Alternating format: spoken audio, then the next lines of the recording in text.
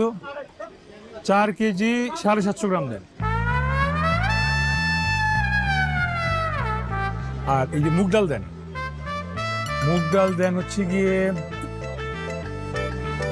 2 KG না 150 গ্রাম, 2 KG 150 গ্রাম দিন। আর আটা দেন 3 কেজি 300 গ্রাম। পেঁয়াজ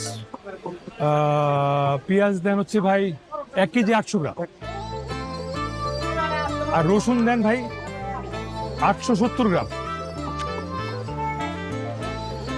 ভাই, এমন বাঙাইশের বাজার তো জীবনে কারো করতে দেখি নাই।